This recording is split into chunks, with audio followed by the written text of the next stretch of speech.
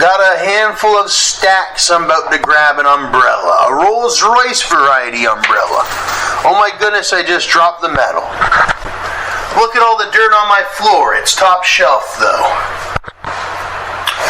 Fudge. That was some top shelf stuff. Not the stuff that I'm smoking. Not the stuff that I'm smoking. But, well, the stuff that I'm smoking is top shelf too. I'm calling it the Macadamia Vanilla Fudge. But, one second. What I was saying is, the content I made. I had one about Lance Marlin and his dad Tim over at the Video Corner, and I have to replicate it again, but I'm smoking on the finest expensive herbs for that one. It's not only the electricity, a lot of combinations. The food I ate last night, I ate a $49 Domino's order last night. I had everything, the pizza, the pasta, even 8-piece cookie marble brownies. Oh my goodness. And it's like, I just can't replicate the voice. And then I got into the sheriffs and how my dad has a key to the courthouse and that, well, my counterpart Drake, he's got a key to Toronto and whatnot. I may be working on a key to some city or some town or what have you. And then I pulled up the Video Corner, and it's a place where, it's like, it seems like a lot of these guys, these rappers, they're wondering why they're dying and whatnot. And then they come to me, I'm their best connection. I say, well, how about you go out to a place like Video Corner in little old Perry County? We'll have people out there watching, making sure that everything's going all right. And those people, but you could shoot a music video there and you probably wouldn't get shot and killed like Macca does. But see, you just keep going to that same hood. The same hood that I'd never been to. And I say that in the one song. I say, I've never been to that hood. That Cat Stagum or whatever. I've never been there. But just like you've never been, I've never been to Cat Stagum. Many have never been to other of these small towns and counties and things, which are small maybe when you're looking at them from a certain angle, but these are vast lands that are safe, that you've never tapped into because of your lack of understanding or the ignorance of certain black men or what have you. But that was the case for a long time, and that's kind of the case with Gotti, John Gotti. A lot of the time he says hillbilly this, hillbilly that, but he's not. See, I can say the word hillbilly because I'm connected. I am a hillbilly, but there is ones that ain't hillbillies all the way around. They was born New York, they was born Florida, certain one, Miami or what have you, or LA or wherever, and they're part of America, but man, there's like sort of a camaraderie, but also the opposite, the bad word, where there's a little bit of a. I remember growing up in little old Tennessee and being poor and dreaming about moving to New York, making it to Wall Street or LA, and it seems almost. I knew I could do it, but it seemed impossible, and a lot of people didn't make it. There's one still in Tennessee. I'm hearing it's still goddamn 2007 for them. They haven't got nothing. Because nobody will come to their area. They just forgot about little old them and whatnot. And there's a lot that never made it in the communities and whatnot. But that's why they do them turkey drives and whatnot. But how much turkey can you eat till the turkey's falling out your... Well, until it's growing out of your ears, I guess they would have said, or until you turn into a turkey yourself, or what have you, start balking away, yodeling. They need other things. They need clothes. Grown men need clothes. It ain't just about the kids. There's grown-ass men that need some clothes. They need 2 pairs of sweatpants, 3 shirts, and a new thing of socks. Some of them need belts. Some of them need leather belts. Some of them need belts altogether. Cheap belt. Whatever belt they can have. They're using shoestrings and shit. You got ones that want a tattoo. They want this certain tattoo. I don't know. You could have tattoo artists do donations of tattoos, I guess. Kind of like they do the dentistry.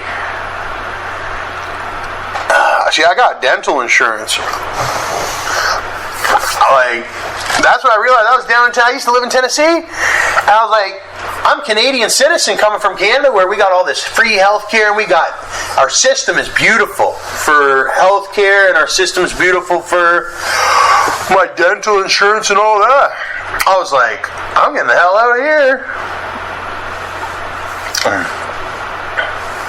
I said, why the hell would I give up my free ticket? I was like, it's almost like a gosh darn ticket to Disneyland, and it's like if you lived in Florida and you had an annual unlimited pass to Disneyland, and it was in your name because you were related to the Waltons or what have you. They were like, Tommy, you're related to us Canadians or whatever? I would not be staying down there because guess what? You come up here, you get dental insurance, you get this. I was like, I'm fucking taking my ticket and I'm going up to my goddamn amusement park that's already built for me because I was like, why the hell am I suffering down here like a goddamn slave picking cotton when I am related to royalty? We have the Queen here and all that. We're British royals and whatnot, and French royals and whatnot, and all different royals, even native royals and whatnot nowadays. They got chunked off real good.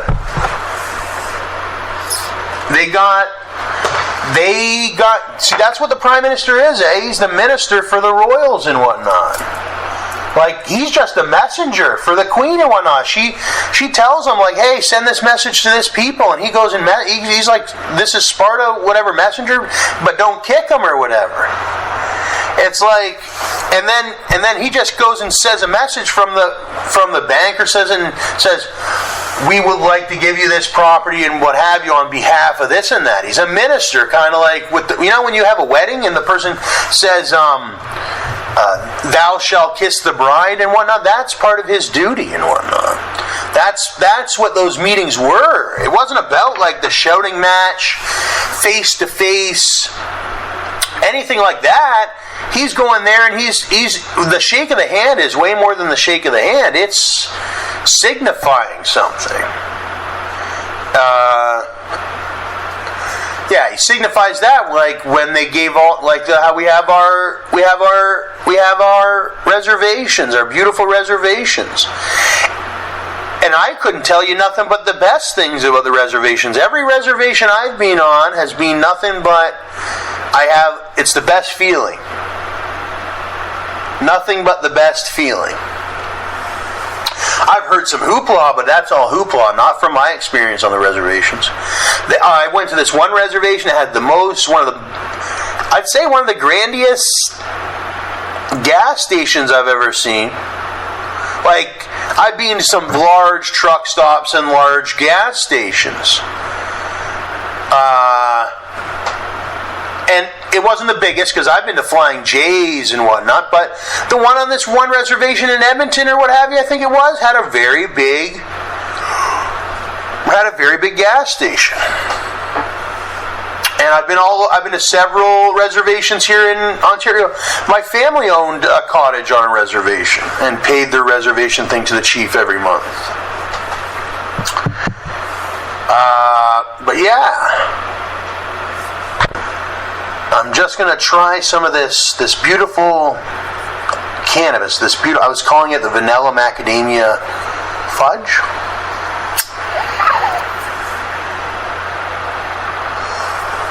Yes, it's very good. Resonating. It has a beautiful, sort of a potent, very potent. You can immediately taste it, and it has a very good flavor to it. It doesn't taste bad. It doesn't taste like garbage. It tastes like some quality vanilla macadamia fudge.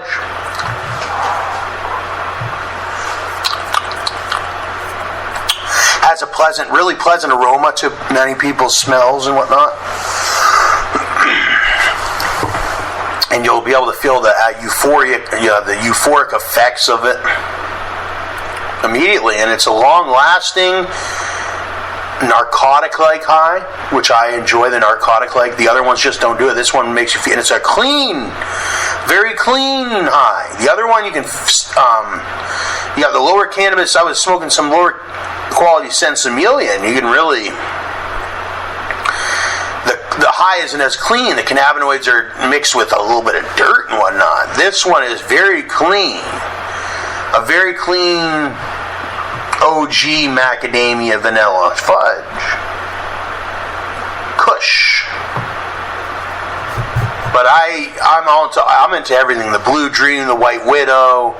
Of course I had the cookies, but I'm diabetic from the cookies.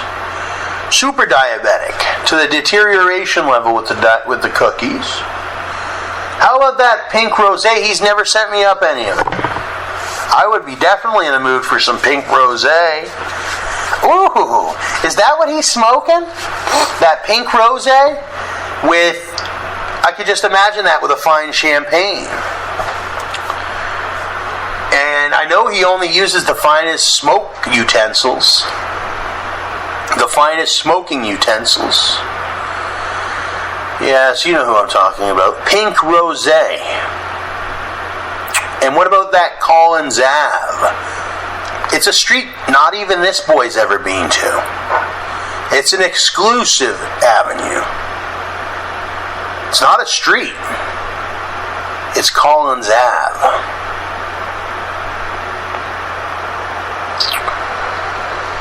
And blue had its time, that Bel Air blue.